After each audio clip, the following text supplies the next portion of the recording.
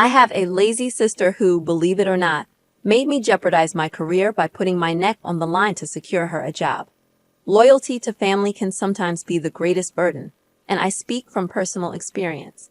Let me introduce you to my sister, Stella, who is a year younger than me. We are the products of our mother's love life, which never led to marriage. The closest thing we had to a father figure was Uncle Greg, our mother's brother, who had been looking after us for as long as I can remember. It's incredible how, from the way we carried ourselves, you'd never guess we were being supported by someone who had his own family. I graduated from college before Stella and was desperately searching for a job. Knowing Uncle Greg's influence, I approached him for help. After expressing my gratitude for everything he'd done for us, I opened up about my job search. We discussed it for a while, during which I could sense that he was assessing whether my college education had been a waste or not. Fortunately, he seemed satisfied with my qualifications and promised to help me secure a job. Uncle Greg was a man of his word, so I was overjoyed. 3 days later, he called and asked me to bring all my documents to a company. To my amazement, he had secured me a position as the head of human resources. This was beyond my expectations. I had zero experience and was fresh out of college. Nonetheless, I was determined to prove myself, not wanting to let my uncle down. A year later, Stella also graduated from college and embarked on her job hunt, which proved unsuccessful. I suggested that she visit Uncle Greg for assistance, and I planned to accompany her. However, my concern was that Uncle Greg, who had high standards, would be disappointed upon meeting my sister, a law graduate. I, too, was disappointed, but I knew I had to let Uncle Greg assess Stella for himself. We arrived at Uncle Greg's place, and he engaged my sister in a conversation. I remained mostly silent, and even I could tell that she appeared unrefined. Uncle Greg didn't say anything about my sister, but the disappointment in his eyes was evident. After some time, he promised to help her in her job search. 2 weeks passed, and Stella hadn't received a favorable response from Uncle Greg. She reached out to him, but he would merely say he was working on it. One evening, our mother and sister approached me for a discussion after I returned from work. Exhausted, I asked to have the conversation the following morning before I headed to work. They both woke me up early the next day, and Stella started by expressing her frustration with Uncle Greg, who she believed was taking too long to find her a job.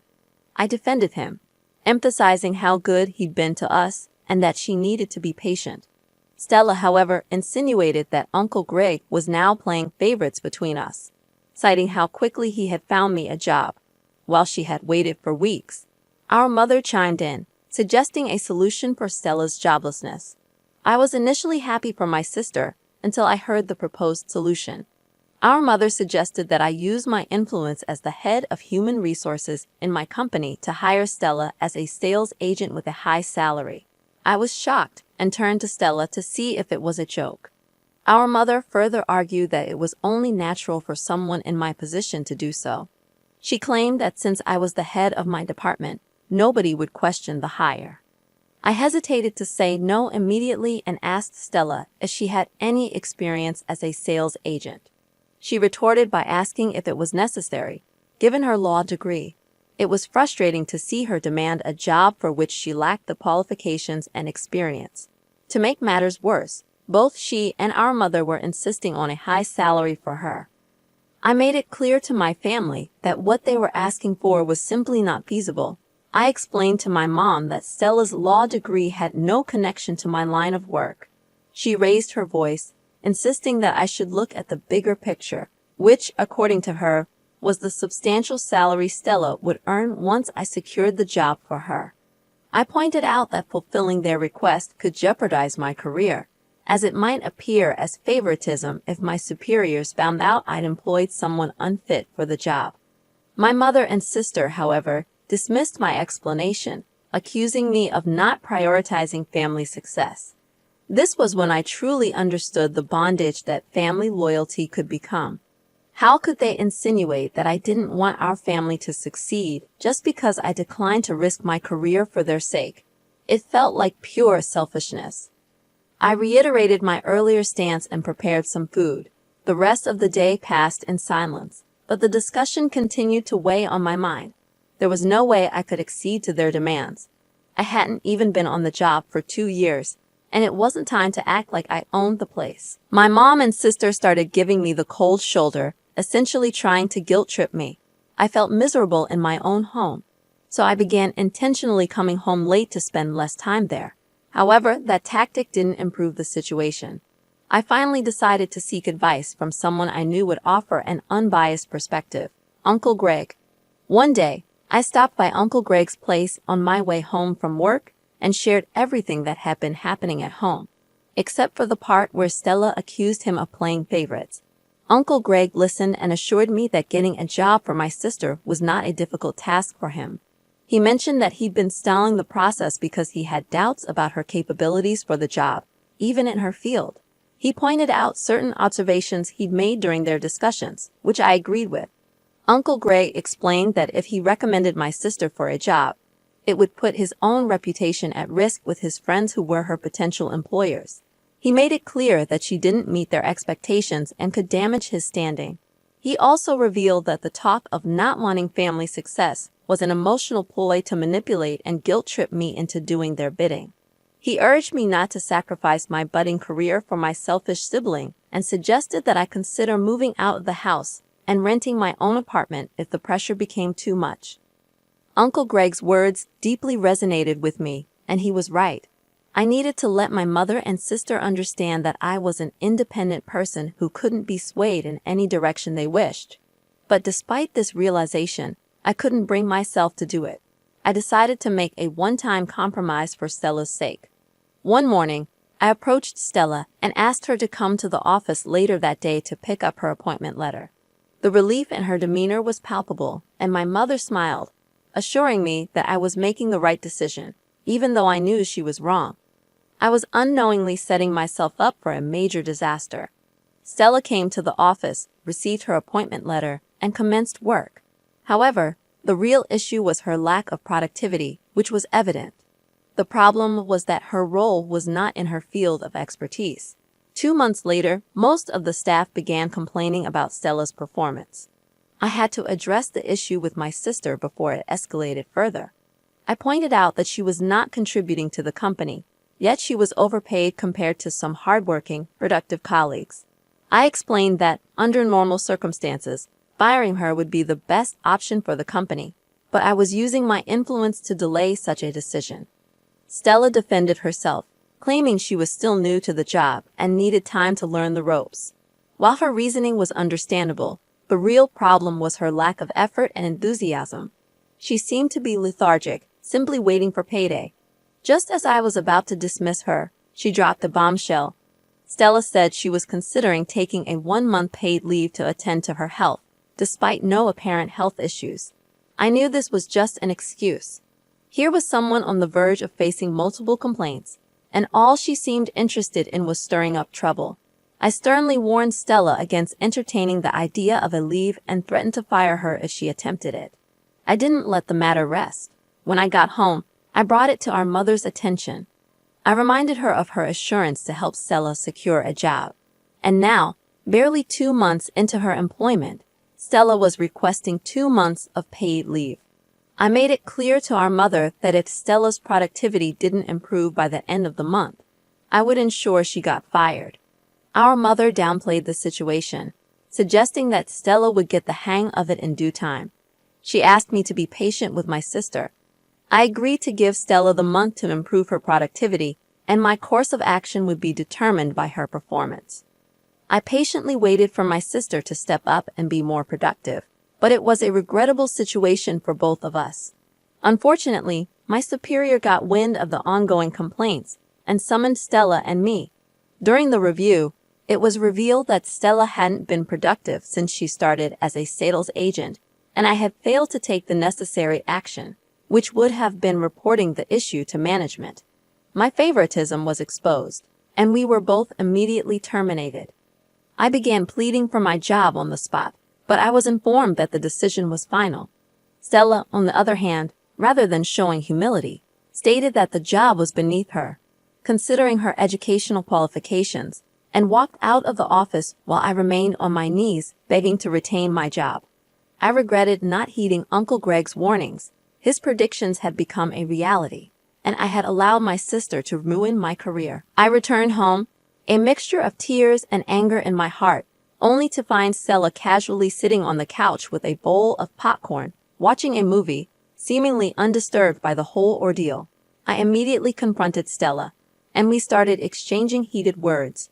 Our mother rushed to the scene, trying to calm the situation. At this point, Stella hadn't shared what had happened, and my anger was directed towards our mother. I began shouting at her, holding her responsible for emotionally blackmailing me into bringing Stella to my workplace. When she learned what had transpired, our mother raised her voice in return and demanded that I never speak to her in such a manner. I regretted that I had been disrespectful, but was unable to control my emotions at that moment. Feeling overwhelmed and wanting to avoid doing something regrettable, I ran out of the house. I didn't know where I was headed, but I knew I needed to be far away from them before my anger got the best of me. I stayed in a hotel for 3 days, crying and not hearing from my mother or sister. After a while, I decided to visit Uncle Greg. He was surprised to see me, especially on a weekday when I should have been at work. He asked about the issue, and I couldn't hold back my tears. It took some time for him to console me, and then I began telling him how I regretted not heeding his earlier warnings. What I didn't mention was that I'd been avoiding his house and calls ever since I helped Stella get the job, because I knew it would disappoint him, and I was right. Uncle Greg was initially upset with me for not listening, but his anger quickly turned to empathy as he understood the pressure of family expectations. He didn't want to discuss the matter further. He simply asked me to get into his car, and we drove back to our house. When Uncle Greg arrived at the house, he was furious. It was the first time either Stella or I had seen him like this. My mother, however, had grown up with her brother and wasn't surprised by his anger. She refused to take responsibility for my job loss and defended herself by stating that all she did was ask me to help my sister secure a job. She and Stella turned the tables on me, claiming that I hadn't guided Stella properly at work. Uncle Greg saw through their attempt to avoid blame and gave them a stern look before assuring me that everything would be okay. He promised to do everything in his power to help me find a new job. I thanked my uncle, who wasted no time in leaving the house. My mother, upon seeing her brother's departure, turned to me and called me a disgrace. She questioned why I had made such a big deal out of the situation and involved someone who had little or no business with it. I couldn't respond the way my emotions wanted me to, so I simply went into my room and closed the door. It has been 2 weeks since the incident, and both my sister and I are jobless. I am not sitting idly, waiting for my uncle to work his magic. I am actively searching for job opportunities and hope for a positive outcome soon. In an update, I can say it has been extremely challenging staying at home with my sister and mother. They have both united against me, making me feel like an outsider in my own family. I returned last week from yet another unsuccessful job hunt, feeling frustrated and exhausted. It appeared that even my uncle was struggling to secure a job for me, and I couldn't blame him. If I had been wiser, I wouldn't find myself in this current disaster. After submitting my qualifications to a firm that promised to get back to me, I decided to rest on the couch for a moment. My short nap was abruptly interrupted about 5 minutes later when my sister started screaming in excitement. She deliberately came to the living room, dramatizing her joy, as if she was deliberately looking for trouble, as she often did. Our mother hurried to her, and she informed her, loud enough for me to hear, that she had been invited for an interview at a law firm. Our mother was thrilled for her, but I tried to mind my own business. However, my sister couldn't resist taking a jab at me, insinuating that she was achieving for herself what sisters and uncles, who claimed to be family, could not do for her. It was a clear reference to me and Uncle Greg. I couldn't allow her to add to my frustration, so I gave a sarcastic laugh, mentioning that people celebrated interview invitations as if they had already landed the job. Not stopping there, I added a cutting remark about interviewers discovering they'd wasted their time with an empty-headed candidate. My sister was visibly affected, and she wanted to confront me, but our mother stepped in, clearly favoring her. This didn't surprise me. I hadn't expected anything different. Stella went for the interview and returned with a smile, informing our mother, right in front of me, that she was preferred over the other candidates and was offered the job on the spot. The pay wasn't as much as she had earned in my firm, but she was assured it would triple in 3 months. My sister and mother took delight in rubbing it in my face, making me wonder about the judgment of the employers who hired her. I also wondered about the quality of the other candidates if Stella was chosen over them. Nevertheless, I decided to wait and see how it would play out because I knew my sister's track record with jobs. In the second update, I had a serious altercation with my mother this morning, all because of my sister Stella. Since she got her job, my mother decided that no one else in the house, except me, should perform any chores, no matter how minor. I had tolerated it until this morning when my mother approached me and demanded that I do Stella's laundry. The demand was insulting, and I refused outright. I told my mother that I wouldn't touch my sister's clothing even if there was a gun to my head. My mother argued that Stella needed to focus on her new job, something she claimed I lacked. According to her, we should support her in any way we could. I asked my mother if Stella had ever done my laundry when I had my job. I finally told her that if Stella was too busy to do her laundry, she could do it herself or take it to one of the numerous dry cleaning services in the city. I retreated to my room, closing the door, feeling utterly humiliated. How could my mother demand that I do Stella's laundry? I decided to reach out to Uncle Greg and inform him about the humiliation I was enduring at the hands of my mother and sister. I was hoping for some good news, but amidst the torrent of insults I faced daily, my uncle revealed he was still trying to pull a few strings, though it might take time. He expressed his displeasure with the way my family was treating me and assured me he would talk some sense into my younger sister. One evening, as I was in my room, Stella returned from work and started arguing loudly over the phone. From her words, I gathered she was speaking to Uncle Greg. She rebuked him for meddling in our affairs and demanded he stay away from us. When my mother asked her about the call, Stella referred to Uncle Greg as that man who doesn't know his place. My mother seemed to approve of Stella's stance, believing I was foolish for involving an outsider in our family matters. In the third update, I made the decision to move in with Uncle Greg and his family after Stella's outburst. It became evident to him that I was enduring a lot at home. I informed my mother about my decision, but she dismissed it, claiming I had been trying to distance myself from her and Stella anyway. The only time I saw or heard from Stella was a month later when she showed up at Uncle Greg's place to invite both of us to an award event organized by her firm. According to Stella, the event aimed to recognize the efforts of key individuals, and she was one of the honorees. She wanted Uncle Greg and me to attend, perhaps to showcase her productivity. I confronted her, telling her she should be apologizing to Uncle Greg instead of inviting him to the party. Stella, undeterred, made condescending remarks, claiming she was offering him an opportunity to witness her glory. I refused to attend the event, expressing my disgust at the entire situation. Uncle Greg tried to convince me otherwise, but I couldn't comprehend why he wanted us to attend a party that seemed nothing more than a charade. In the final update, everything fell into place. I finally understood why Uncle Greg insisted we attend Stella's party. In the end, despite the difficult situation, Uncle Greg insisted that I present myself at my best for Stella's party. Reluctantly, I attended the event alongside my mother. As the ceremony unfolded, individuals were recognized for their contributions. When it was Stella's turn, she confidently stepped onto the podium, radiating confidence.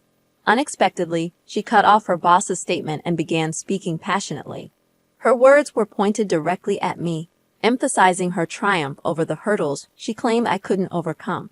She labeled me a failure lacking the drive to succeed. Stella praised our mother, who basked in the attention. However, to my astonishment, Stella's boss invited Uncle Greg to the stage. Surprised, Stella watched as Uncle Greg debunked her claims. He revealed the truth about how I lost my job due to Stella's actions and our mother's selfishness. Uncle Greg disclosed that he orchestrated this scheme to expose Stella's lack of productivity. Stella was publicly fired on stage, drowning in shame. My mother hurriedly left, unable to bear the humiliation. Uncle Greg introduced me to influential people that day, assuring me that a job opportunity would emerge soon. I severed ties with my mother and sister, knowing they would likely come crawling back for assistance eventually. Looking back, I am grateful for Uncle Greg's support during this ordeal. If not for him, I might have faced this situation alone. Reflecting on this experience, I am overwhelmed by the twists of fate and the importance of having a strong support system. I welcome your thoughts on this story. What would you have done in my position? Consider this twist. What if I didn't have Uncle Greg to fall back on? Share your opinions in the comments below. My name is Mr. Redito, and I share drama stories every day, ranging from inheritance disputes to cheating tales. If you enjoy these narratives, don't forget to subscribe. I'll be back tomorrow, reminding you that kindness is always in style. Peace.